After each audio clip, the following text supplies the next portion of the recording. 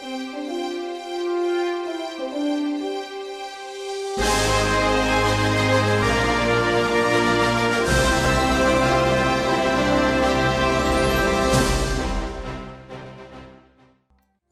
안녕들 하셨죠?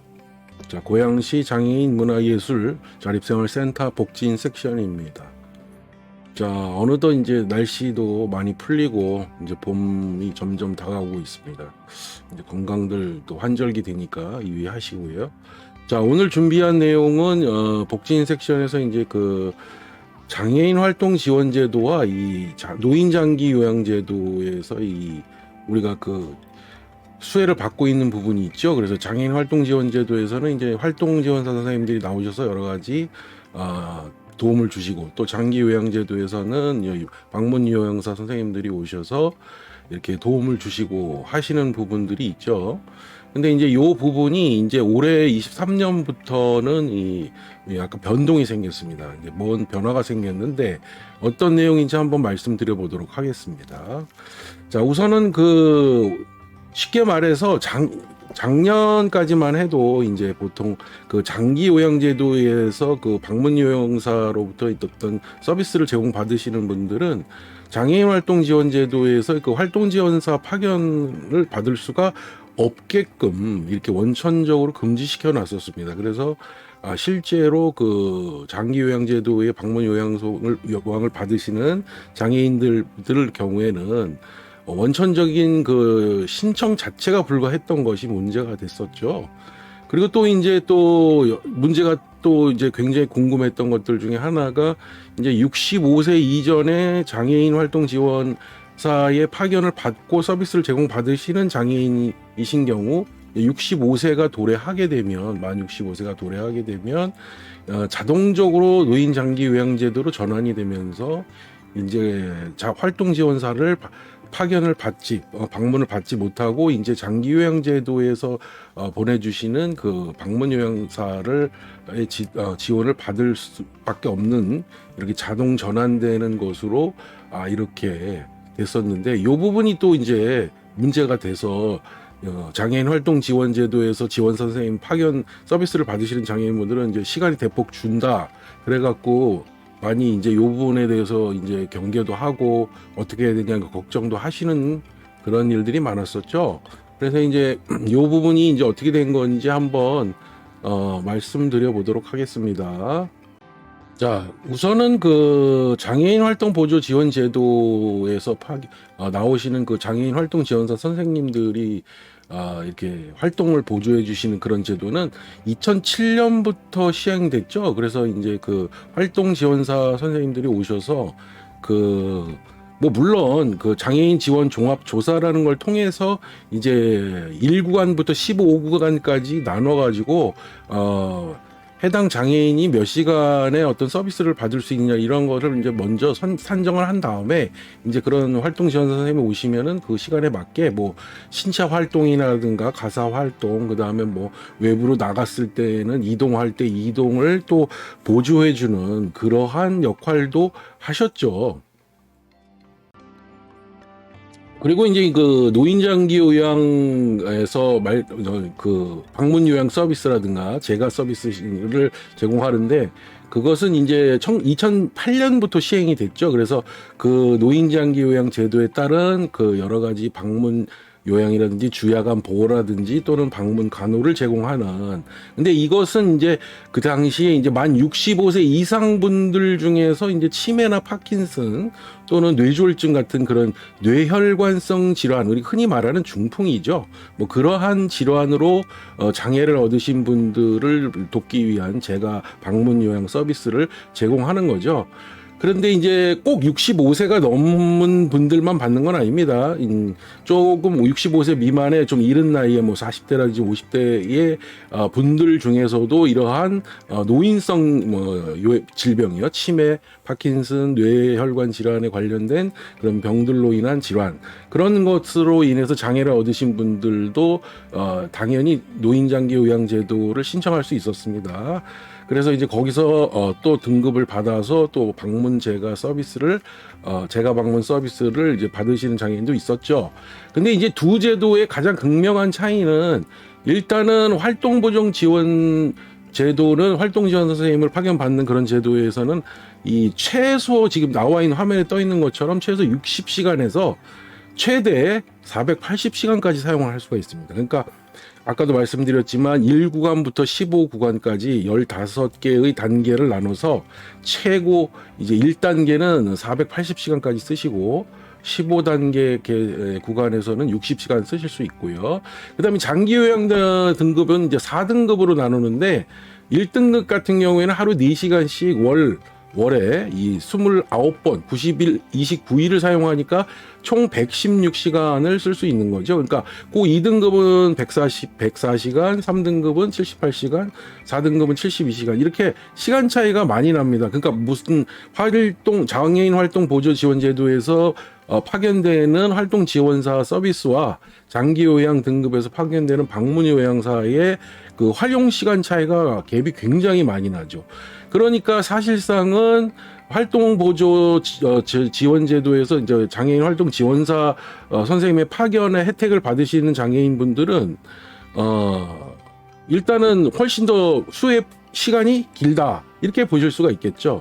근데 이제 문제는 이게 이제 2007년, 2008년 그쯤에 이제 다 시작된 제도인데 초기에 장애인분들이 이러한 제도에 대한 어떤 디테일성이나 어떤 정확한 정보를 잘 모르기 때문에 일단은 이제 장애인 활동 보조 지원 제도는 이제 장애인들에 해당되시는 분들이 그 당시에 이제 장애 등급이 존재했으니까요. 그래서 한 1, 2급 정도 되시는 장애인분들 중에 신청을 해서 그 서비스 지원 종합 조사라는 걸 통해서 이제 거기서도 이제 또 구간별로 어떠한 구간에 해당되는지 적정성을 부여해서 시간을 정해주면 이제 그렇게 활용을 했던 것이고요.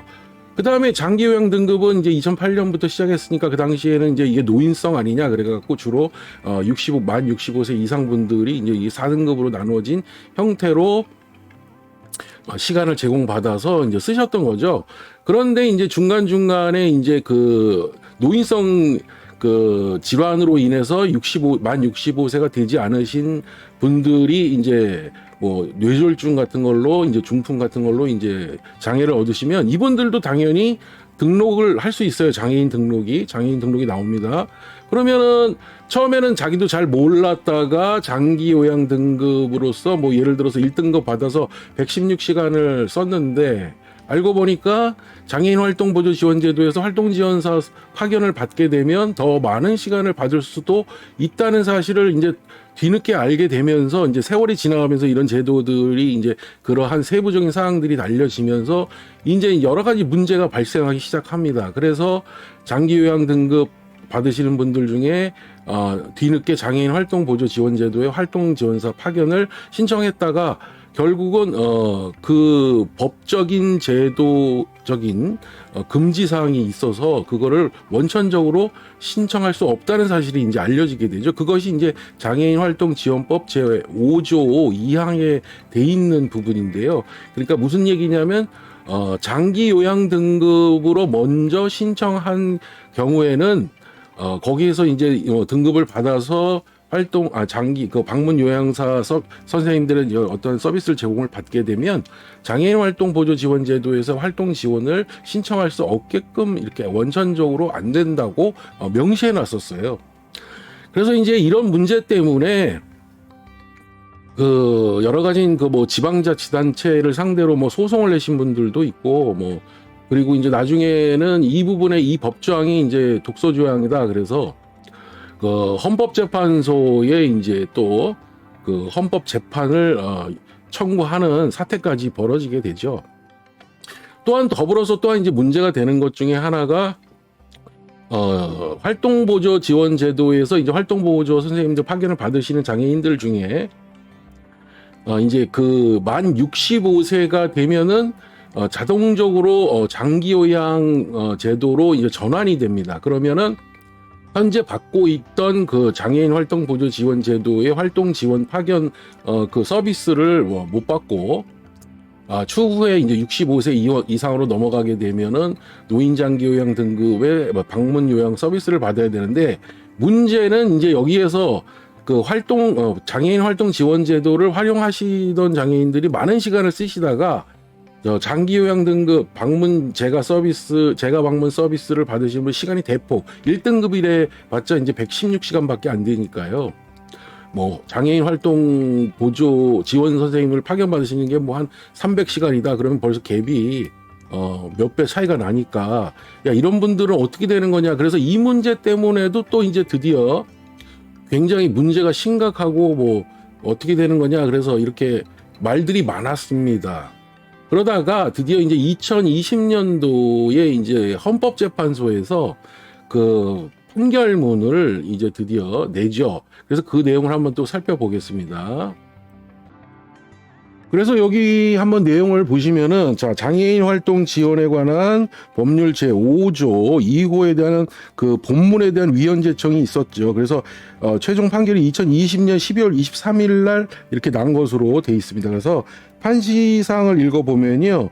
65세 미만의 일정한 노인성 질환이 있는 사람의 장애인 활동 지원 급여 신청 자격을 제한하는 장애인 활동 지원에 관한 법률 제5조 2호 본문 중 노인장기요양보험법 제2조 1호에 따른 노인 등 가운데 65세 미만의 자로서 치매 뇌혈관성 질환 등 대통령령으로 정하는 노인성 질환을 가진 자에 관한 부분 이 평등 원칙에 위반되는지에 대한 여부다 이렇게 먼저 판시사항을 얘기했죠. 그래서 결정의 요지는 자 65세 미만의 비교적 젊은 나이인 경우 일반적인 생애 주기에 비해 자립 욕구나 자립 지원의 필요성이 높고 질병의 치료 효과나 재활의 가능성이 높은 편이므로 노인성 질환이 발병하였다고 하여 곧 사회생활이 객관적으로 불가능하다거나 간에서 장기 요양의 욕구, 필요성이 급격히 증가한다고 평가할 것은 아니다. 또한 활동 지원 급여와 장기 요양 급여는 급여량 편차가 크고 사회활동 지원 여부 등에 있어 큰 차이가 있다. 그럼에도 불구하고 65세 미만 장애인 가운데 일정한 노인성 질병이 있는 사람의 경우 일률적으로 활동 지원 급여의 신청 자격을 제한하는 데는 불합리적인 이유가 있다고 보기 어려우므로 심판 대상 조항은 평등 원칙에 위반된다 이렇게 명시가 나왔죠. 그리고 이제 심판의 대상 조항을 단순 이혼으로 선언하여 즉시 효력을 상실하게 할 경우에는 중복급여로 인한 문제가 발생할 가능성이 있고 활동 지원 급여와 장기 요양 급여의 구분 체계의 법적 공백이 초래될 우려가 있다. 또한 사회보장급여권의 특성상 이러한 방식의 심판 대상 조항의 위헌성을 제거할 것인지는 원칙적으로 입법자와 입법 재량에 속한다. 그러면서 이제 그 다음 끝에 내용을 한번 볼게요. 여기 보시면 그래서 뭐라고 돼 있냐면 그 심판 대상 조항에 대한 헌법 불합치 결정을 선고는 일단 하고 그다음에 입법자 개선의 입법이 있을 때까지 잠정적으로 명하기로 한다. 입법자는 늦어도 2022년 12월 31일까지 개선 입법을 하여야 하며 그때까지 개선 입법이 이루어지지 않으면은 심판 대상 조항은 2023년 1월 1일부터로 효력을 잃는다. 그래서 결론적으로 한시적으로 2022년 12월 31일까지 입법 개선을 하라고 명령을 한 거죠. 그러면서 이제 그 변화가 일어났죠. 자, 그렇게 해서 그러한 헌법 재판소의 판결이 있은 후에 드디어 이제 2023년 1월 1일부로는 이제 이 부분에 대한 개선이 이루어져야 된다는 것이 명시됐죠. 그래서 2022년 5월 중에 국회에서 이것에 이제 본회의를 통과하면서 새로운 입법 사항이 개선됐습니다. 그래서 그 내용도 잠깐 보도록 하겠습니다. 그래서 이제 보도 자료를 보게 되면요. 자, 여기 보시면 이제 보건복지부 날짜가 2022년 5월 29일이죠. 5월 29일 날 이제 내용인데요. 그것은 뭐냐면 이제 좀 작은가 좀 크게 좀 확대를 해보겠습니다. 자, 보시면 그래서 그 보건복지부의 여기 보면은 장애인 활동 지원 급여의 신청 자격을 규정하고 있는 장애인 활동 지원에 관한 법률 5조를 개정하여 내년부터는 65세 미만의 노인성 질환이 있는 장애인도 활동 지원 급여를 신청할 수 있게 했다 이렇게 밝혔습니다. 그리고 여기 보시면은 이제 문제가 됐던 그 조항을 이제 중복해서, 근데 이제 방식은 어떻게 할 거냐? 그럼 어떻게 할 거냐에 대한 것은 이제 여기에 나와 있는 대로 65세 미만 노인성 질환으로 장기요양급여를 이용하는 장애인이 활동지원급여를 신청하는 경우 서비스 지원 종합 조사의 결과 활동지원급여 필요성이 인정되면은 장기요양급여에 더해 활동지원급여를 지원하는 방식으로 서비스를 제공할 예정이다. 이렇게 이제 바뀐 거죠. 그래서 중복 그가 예를 들어서 장기 요양에서 예를 들어서 1등급으로 뭐 116시간을 받으시는 분이 조사를 통해서 장애인 활동 지원 서비스도 받을 수 있다고 판정이 나고 시간이 배정이 되면은 그것 플러스 이제 더해서 지원을 받을 수 있도록 중복 수혜가 가능하도록 법을 제도 개선을 한 겁니다. 이것이 이제 2022년도 5월 29일 국회 본회의를 통과한 내용이죠. 그래서 더해서 마찬가지로 활동지원 수급자가 65세 이후 장기요양제도 수급자로 전환되더라도 이때는 장기요양 등급에 더해서 반대로 또 활동지원급여도 지원하는 방식으로는 동일하다. 그러니까 쉽게 말해서 활동지원 수급을 받던 65세가 도래하신 그런 장애인 분들도 자동적으로 장기요양 수급으로 넘어가더라도 또 거기서 받는 시간 등급에 따른 시간 플러스 지원사 파견을 받을 수 있는 활동지원 급여의 그 서비스 지원도 그냥 중복해서 동일하게 서로 받을 수 있도록 바꾸겠다 하는 그런 내용입니다. 자, 이런 식으로 해서 결국은 이제 그 장애인 활동 보조 지원 제도에서의 시간과 장기 요양 등급에서 제공되는 시간의 그 편차가 크기 때문에 이런 불합리한 점들 때문에 사람들이 불안해하고 장애인들이 이제 어려움을 느꼈던 부분들을 해소하기 위해서 자, 이것을 이런 식으로 이제 시간의 편차가 있더라도 별 문제가 되지 않도록 중복으로 지원을 해줄 수 있도록 법이 개정된 거죠. 자, 그래서 이런 부분이 이제 드디어 2023년도부터는 1월 1일부로 이제 이렇게 시행이 바뀌어서 시행된다 이런 얘기죠. 그러니까 현재 올해 이제 만 65세가 도래하면서 장애인 활동 지원을 받으시는 장애인분들은 장기요양 등급으로 자동 전환되면서 거기서 등급을 받으셔도 거기에 있는 등급에 따른 시간도 쓰시고 더해서 장애인 활동 보조 지원 제도에서의 활동 지원 서비스도 주목해서 또 받으실 수 있는 겁니다. 또한 장기요양 등급을 받으셨던 만 65세 미만의 장애인분들이 뭐 등급에 따른 그 시간을 제공받고 서비스를 받으셨다 하더라도 이제 장애인 활동 보조 지원 제도의 활동 지원사 파견에 대한 신청을 또 별도로 하셔서 또 거기서 서비스 지원 종합 조사라는 걸 통해서 이제 시간을 배정 받으면 중복해서 또 여기에서 시간을 지원 받을 수 있다, 서비스를 제공 받을 수 있다 하는 내용인 거죠. 결국은 근데 중간에 이제 어차피 그 서비스 지원 종합 조사라고 하는 그 단서가 붙었습니다. 그러니까 한번 그런 걸름망이죠. 일단의 어떤 조사를 통해서 세밀하게 판단을 해보고 그것의 적정성이 판단되면 이제 그렇게 하겠다 그런 얘기인데요. 이제 관건은 그 부분에 있겠죠. 그래서 이제 그 부분이 얼마만큼 많은 사람들한테 혜택을 줄 수 있도록 그렇게 여유 있게 판단이 나오느냐. 그게 이제 핵심이겠지만 어쨌든 이렇게 중복 수혜의 길이 열렸다는 것은 매우 반가운 일이다 이렇게 볼 수가 있겠습니다. 자, 그렇다면 이제 실제적으로 이러한 부분에 대한 그 세부적인 어떠한 그 내용들은 또 어떻게 되는 건지 좀 더 살펴보도록 하겠습니다. 그것은 이제 장애인 활동 지원 사업 안내에 관한 책자가 또 있는데요. 잠깐 자료를 보시도록 하겠습니다. 자, 여기 보시면 이제 장애인 활동 지원 사업 안내 그래갖고 이제 2023년도 자료입니다. 자, 그래서 여기 보시면 제5권에 해당되는 장애인 활동 지원 사업 안내 부분을 준비를 했는데요.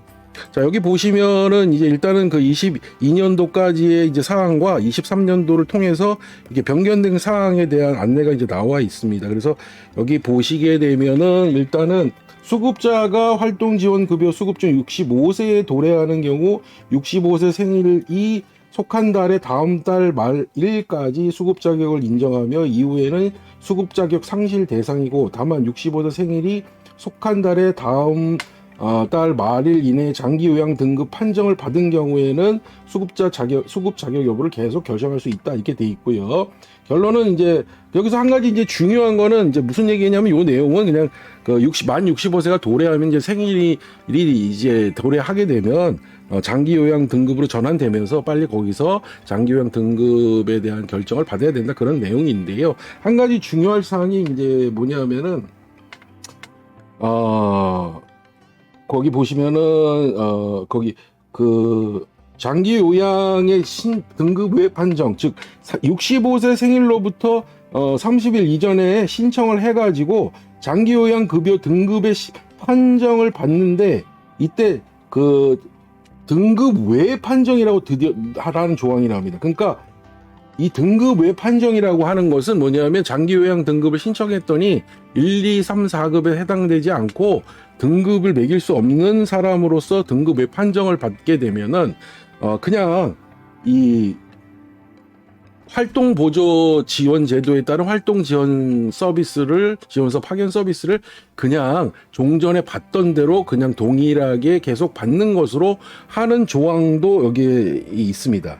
그러니까 이제 요 등급외라고 하는 것이 이제 뭐냐면은 일상생활에서 어느 정도 일상생활은 가능한 범위가 있는 분들에 한해서 등급의 판정을 내린다고 하네요. 그래서 이제 요런 부분이 있기 때문에 만약에 예를 들어서 그 활동 지원 제도 서비스에서 활동 지원사를 파견 서비스를 받으시는 장애인 분들 중에 요양보호로 이제 자동으로 전환되더라도 등급의 판정을 받으면 기존에 받던 활동 보조인 서비스를 그대로 지속해서 받을 수 있는 것으로 그러니까 예외 조항을 또 두고 있다는 사실이죠.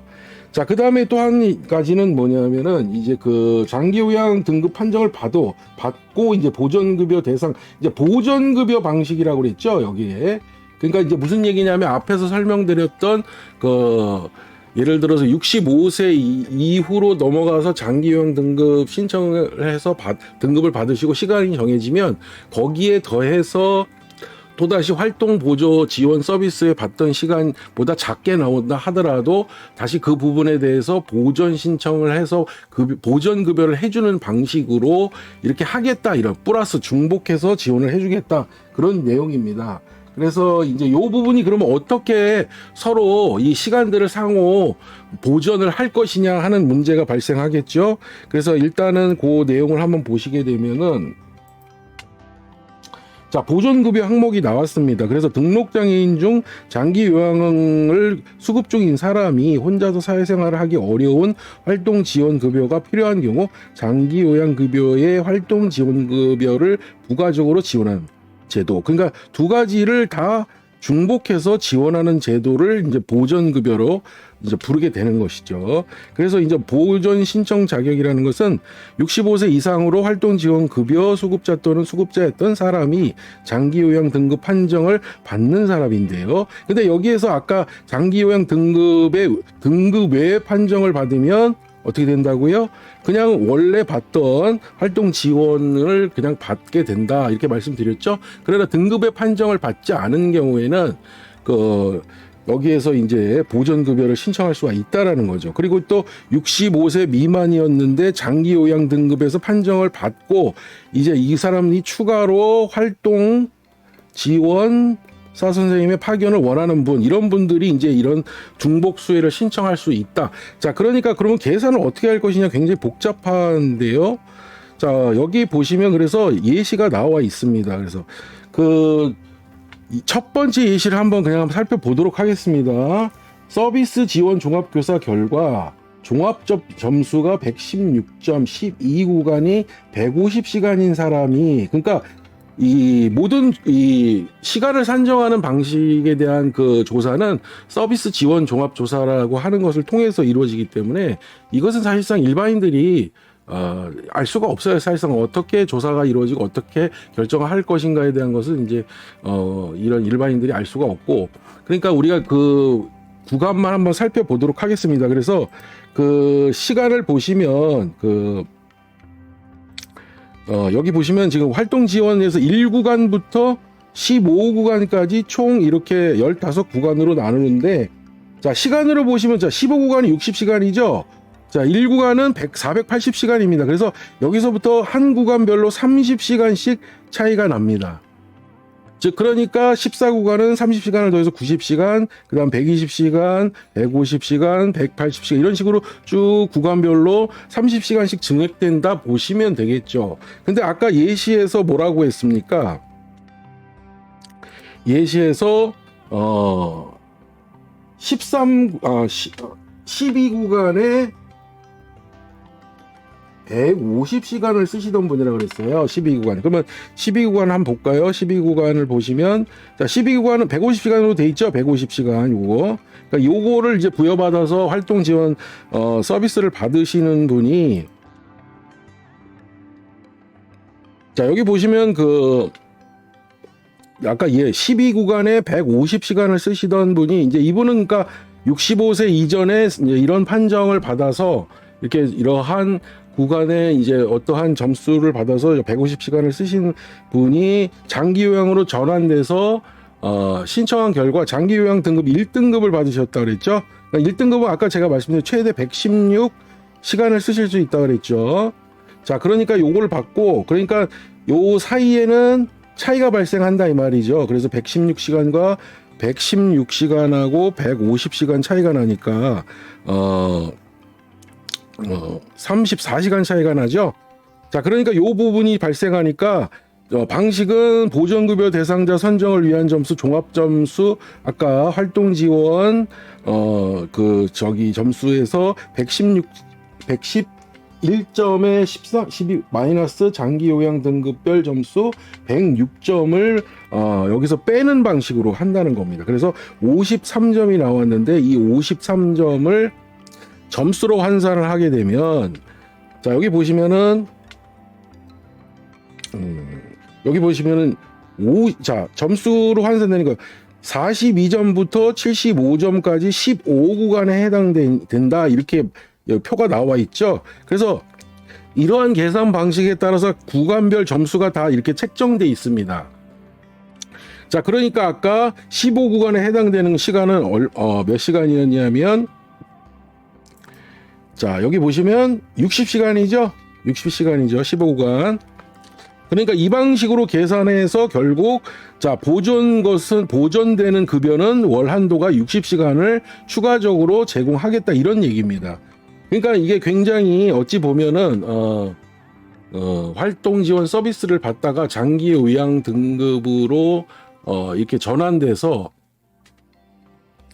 그 시간이 대폭 줄을 수 있는 부분을 이렇게 보전 방식으로 한번 이렇게 산정을 해서 추가적인 지원을 받을 수 있도록 하겠다 하는 그런 내용 같습니다.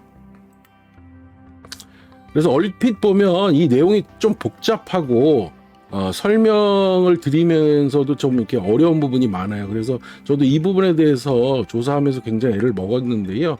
그래서 이제 예시 하나만 이렇게 지금 설명을 드렸지 않습니까? 그래서 이런 예시 하나만 이제 드려 가지고는 해당되는 이런 제도에 대한 해당 수혜자들의 경우가 너무나 많고 복잡하기 때문에 실제로 이것이 다 보전이 되는 것이냐 아니면 오히려 정말 시간이 주는 것이냐에 대한 답변을 구해보고자 이제 그 보건복지부 콜센터 및 그 장애인 담당 부서 보건복지부의 담당 부서에 여러 차례 통화를 하면서 문의를 한 결과 일단은 웬만한 구간에서는 보전이 되는 것으로 일단은 파악을 했습니다. 그래서 모든 경우를 다 놓고 뭐 이걸 계산해 볼 수는 없는 거니까요. 일단은 시행 원년이고 하니 일단 이렇게 해서 이제 그분들 말씀이 이제 이러한 시간적인 손해가 발생하지 않도록 하기 위해서 최대한 노력해서 이 제도를 만든 것이기 때문에 일단은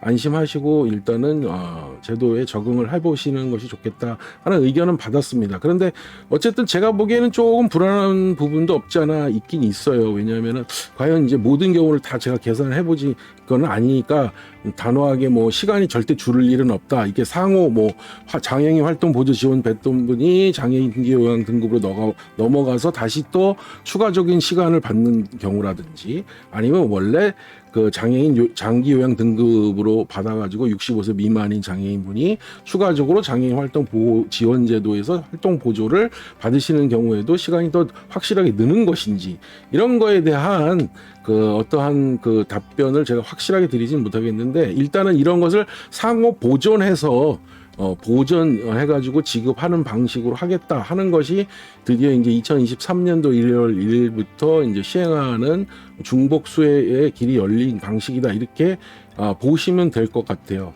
그러니까 내용이 좀 장황하고 복잡하기는 해서 들으시는 분들이 뭐 얼만큼 이해가 되셨는지 모르겠어요. 제가 이제 나름 최대한 노력을 해서 정리를 해서 설명을 드렸는데요. 자, 그래서 이 부분이 이제 올해부터 바뀌었다는 부분을 여러분들에게 전달을 해드렸습니다. 그래서 중복수혜가 가능하다는 거 여러분 인지하시고, 모르셨던 분들이 계시다면은 장기요양 등급만 받고 계시는 65세 미만 장애인 분들이 계시다면 장애인 활동 보조 지원 제도에서 활동 지원 선생님 파견 서비스를 신청하실 수 있으니까 신청을 한번 해보시고요.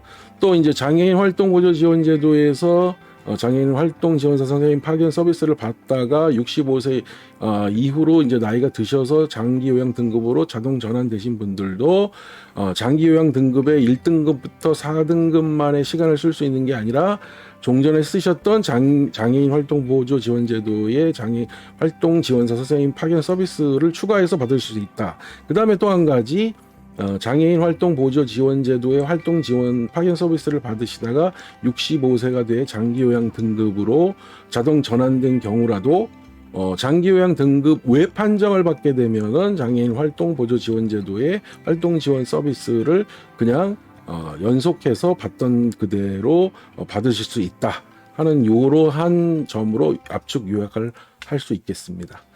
자, 어쨌든 복잡한 내용 전달해 드렸습니다. 그래서 여러분들 모르셨던 부분이 있다면 잘 활용하시고요. 또 다음 또 복지 소식 갖고 여러분들과 만나 뵙도록 하겠습니다. 자, 감사합니다.